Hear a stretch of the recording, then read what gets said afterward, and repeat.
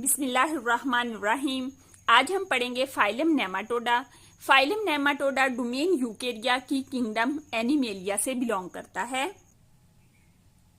ये सूडोसिलोमेट हैं। सूडोसिलोमेट का मतलब क्या है? सिलोमेट जिनमें सिलोम पाई जाती है, सूडोसिलोमेट जिनमें सिलोम नहीं पाई जाती बल्कि एक फॉल्स सिलोम पाई जाती है। ट्रू सिलोम जो है वो इनमें नहीं होती, एक और बॉडी कैविटी होती है। इस वजह से इनको हम सूडोसिलोमेट्स कहते हैं।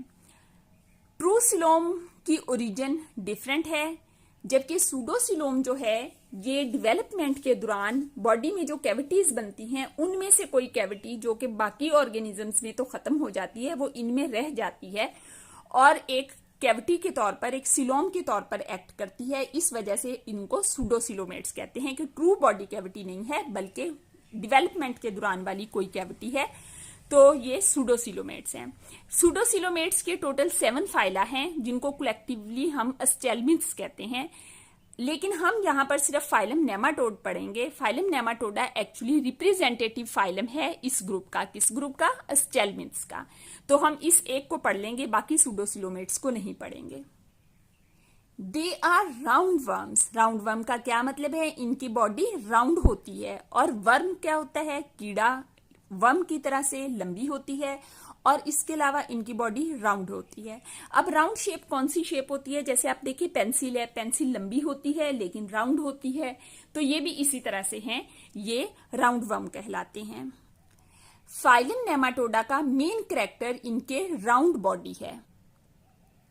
जैसे प्लेटीहेल्मिन्थ्स का मेन कैरेक्टर उनकी फ्लैट बॉडी थी, यहाँ इनका मेन कैरेक्टर इनकी राउंड बॉडी होती है।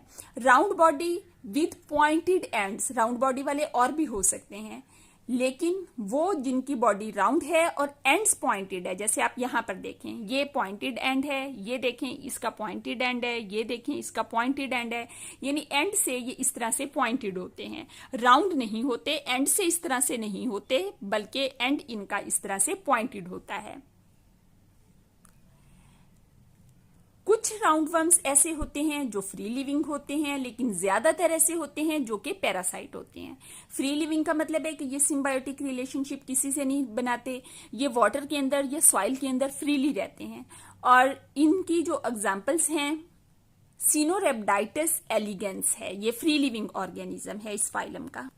इसकी दूसरी फॉर्म पैरासाइट्स है। पैरासाइट्स क्या होते हैं? जो किसी और लिविंग ऑर्गेनिज्म की बॉडी के ऊपर या अंदर रहते हैं और उसे डिजीज या किसी भी किस्म का प्रॉब्लम काज करते हैं, तो वो पैरासाइट्स होते हैं। तो इसमें से ज्यादातर जो हैं वो पैरासाइट्स होते हैं, जैसे कि अस्केरिस है, हुकवर्म है, पिनवर्म्स हैं एंड विपवर्म्स हैं। ये इसमें अस्केरिस है, ये अस्केरिस को ही बड़ा करके दिखाया हुआ है। ये पेट का कीड़ा है, पेट में जो कीड़े बच्चों के पड़ जाते हैं ना, वो ये अस्केरिस होते हैं। इसके अलावा भी होते हैं, लेकिन one of them is Ascaris. Other characters, they are triploblastic, यानी कि इनके एम्ब्रियो में 3 लेयर्स होती हैं जिनसे इनकी बॉडी बनती है। बाहर वाली एक्टोडर्म, दरमियान वाली मीजोडर्म और सबसे अंदर वाली एंडोडर्म। बॉडी के तमाम ऑर्गन्स इन्हीं से बनते हैं। They have bilateral symmetry. Bilateral symmetry का मतलब है कि वन प्लेन से इनकी बॉडी को 2 इक्वल हाफ्स में डिवाइड किया जा सकता है। इनकी बॉडी इस तरह से ये एक बनाया है बाइलेटरल सिमेट्री दिखाने के लिए। ये इस तरह से 2 इक्वल हाफ्स में डिवाइड की जा सकती है। ये रेड लाइन जो है इस तरह से ये 2 इक्वल हाफ्स में एक सिंगल प्लेन से डिवाइड की जा सकती है। अगर हम इस प्लेन से डिवाइड करेंगे तो हेड मौजूद होगा एक साइड पे, जबकि दूसरी साइड पे नहीं होगा। तो इस तरह से हम इसको नहीं डिवाइड कर सकते, सिर्फ एक ही प्लेन है जिससे हम 2 इक्वल हाफ्स में इसको डिवाइड कर सकते हैं। That's why their body is bilateral symmetrical. Their body is unsegmented. Body में इस तरह से इनके सेगमेंट मौजूद नहीं होते, ठीक है, सेगमेंट मौजूद नहीं होते, बल्कि इस तरह से इनकी बॉडी होती है unsegmented. They are pseudocoelomates because they have false body cavity called pseudocoelom filled with fluid। इनके सूडोसिलोम के अंदर फ्लूइड भी प्रेजेंट होता है और ये फॉल्स बॉडी कैविटी होती है। इसकी ओरिजिन सिलोम वाली नहीं है, बल्कि डेवलपमेंट के दौरान जो बॉडी में कोई कैविटी थी वही कैविटी बॉडी में रह गई और वो एक सिलोम की तरह से, कैविटी की तरह से एक्ट कर रही है। इनका डाइजेस्टिव सिस्टम देखें तो ये ट्यूब लाइक डाइजेस्टिव सिस्टम है। ट्यूब लाइक डाइजेस्टिव सिस्टम क्या होता है? ये ऐसा डाइजेस्टिव सिस्टम होता है जिसकी दो ओपनिंग होती हैं, एक ओपनिंग माउथ कहलाती है और दूसरी ओपनिंग एनस है। तो इसमें 2 ओपनिंग्स प्रेजेंट होती हैं, इस वजह से इसका डाइजेस्टिव सिस्टम ट्यूब लाइक है। ट्यूब लाइक के अपोजिट जो हमने पहले डाइजेस्टिव सिस्टम पढ़े हैं वो सैक लाइक डाइजेस्टिव सिस्टम थे, वहां पर सिंगल ओपनिंग थी, उसी से फूड अंदर जाती थी और उसी से वेस्ट बाहर आता था।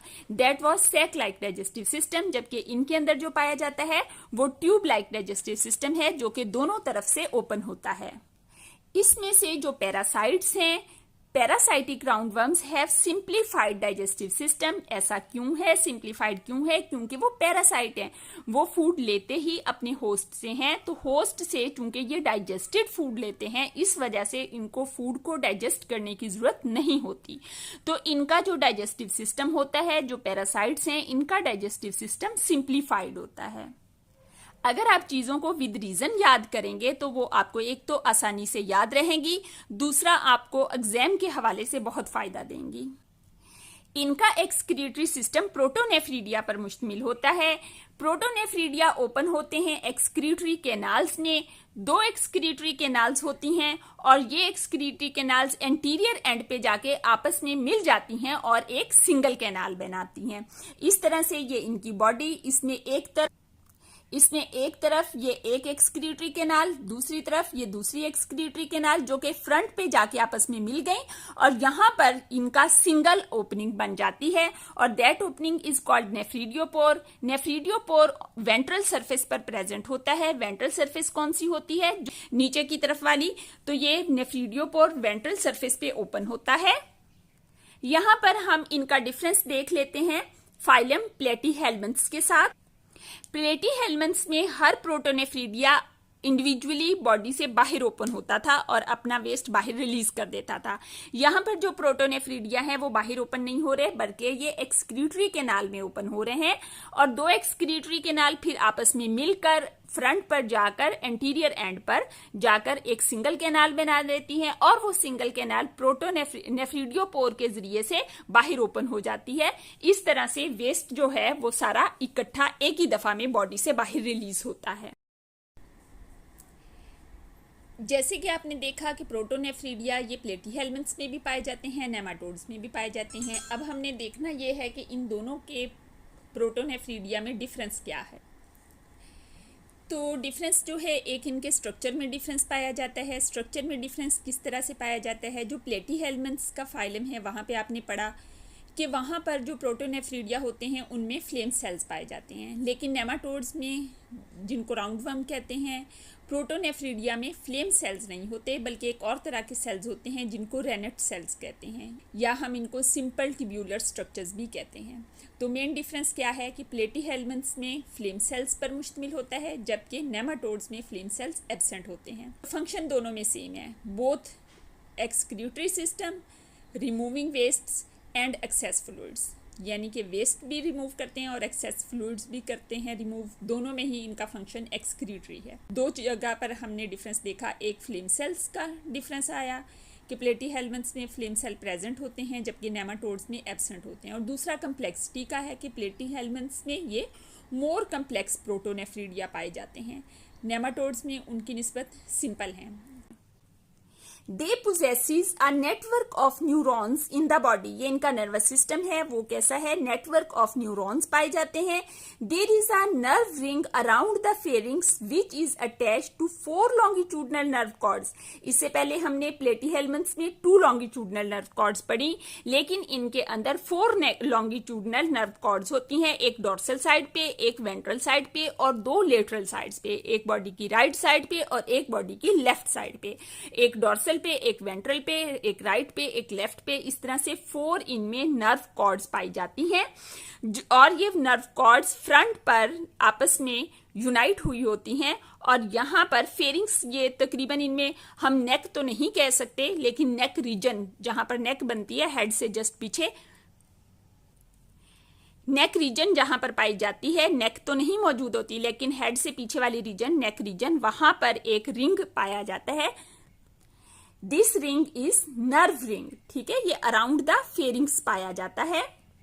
Nerve ring around the pharynx which is attached to 4 longitudinal nerve cords. They have raised hair-like sense organs called sensory papillae present on lips. इनके lips के ऊपर hair-like sensory papillae मौजूद होते हैं जो कि इनके sense organs हैं। They don't have defined respiratory and circulatory system. Platyhelminths की तरह इनमें भी respiratory और circulatory system, well defined respiratory and circulatory system मौजूद नहीं है। They are unisexual यानी कि मेल और फीमेल सेपरेट ऑर्गेनिजम्स होते हैं। मेल नेमाटोड में टेस्टिस प्रेजेंट होते हैं और जो फीमेल नेमाटोड होती है उसमें ओवरीज प्रेजेंट होती हैं। यूनिसेक्सुअल का मतलब है कि सेक्सिस इसमें सेपरेट होती हैं, एक ही ऑर्गेनिज्म में दोनों सेक्सिस नहीं होती बल्कि सेक्सिस सेपरेट होती हैं, मेल अलग होता है और फीमेल अलग होता है। तो आज का हमारा लेक्चर इतना ही था। उम्मीद है समझ आ गया होगा। जो चीज समझ ना आई हो लेक्चर को दोबारा से सुने, और जो चीज वैसे जैसे आपको सूडोसिलोम, सिलोम, एसिलोमेट इनका फर्क ना पता चल रहा हो तो आप पिछले लेक्चर सुने, उनसे आपको क्लियरली ये बात पता चल जाएगी।